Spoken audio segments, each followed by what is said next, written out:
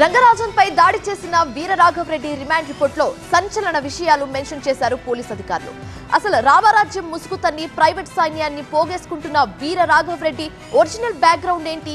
సైన్యాన్ని ఏర్పాటు చేసుకుని నెల నెల జీతాలిచ్చేంత ఆర్థిక స్తోమత ఎక్కడి నుంచి? ఇంతకీ రిమాండ్ రిపోర్ట్లో ఏముందో చూద్దాం. దేవుడి పేరు చెప్పి దందాలు చేసే బ్యాచ్లు ఎక్కడ పడితే అక్కడే కనిపిస్తున్నాయి. ఇలాంటి వాళ్లలో వీరరాఘవరెడ్డి తీరు వేరే లెవెల్. ఇతని రిమాండ్ రిపోర్ట్లో పోలీసులు సంచలన విషయాలను బయటపెట్టారు.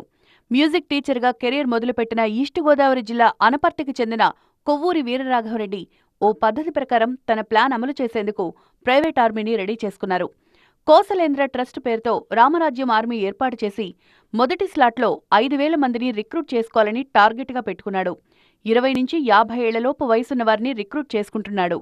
కనీసం 5 కిలోమీటర్లు నడిచే శక్తి ఉండి తాను చెప్పింది చెప్పినట్టు చేస్తే చాలు అలాంటి వాళ్లకు జీతాలిచ్చి తన వెంట తిప్పుకుంటున్నాడు.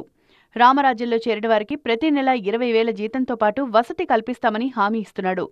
350 రూపాయల రుసుముతో గతేడాది సెప్టెంబర్ 1 నుంచి డిసెంబర్ 31 వరకు కొన్ని రిజిస్ట్రేషన్లు కూడా చేశారు.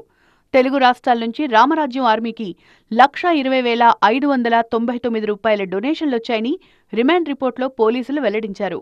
ఆర్పీసీ 340ను న్యాయ వ్యవస్థలోని కొందరు నిర్లక్ష్యం చేశారని రామరాజ్యం ఆర్మీ వాదన. దీని ద్వారా ఆలయాలకు చెందిన లక్షల ఎకరాల భూములు కబ్జాకు గురవుతున్నాయని, న్యాయ వ్యవస్థ కేవలం క్రిమినల్స్కే తప్ప సామాన్యులకు కాదంటూ రామరాజ్యం ఆర్మీ వాదన వినిపిస్తోంది. తానేదో హిందూ ధర్మ ఉద్ధరణకు పనిచేస్తున్నట్టు బిల్డపిస్తూ కొన్ని ఆలయాలకు వెళ్లి అక్కడి అర్చకుల్ని బెదిరించడం, వాళ్ల నుంచి డబ్బులు వసూలు చేయడం రాఘవరెడ్డికి పరిపాటిగా మారింది.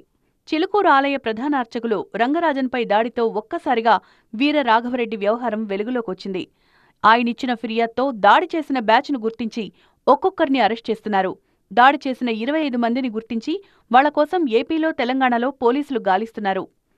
మరోవైపు వీరరాఘవరెడ్డిని 5 రోజుల కస్టడీ కోరుతూ ఉప్పరపల్లి కోర్టులో పిటిషన్ దాఖలు చేశారు మొయినాబాద్ పోలీసులు.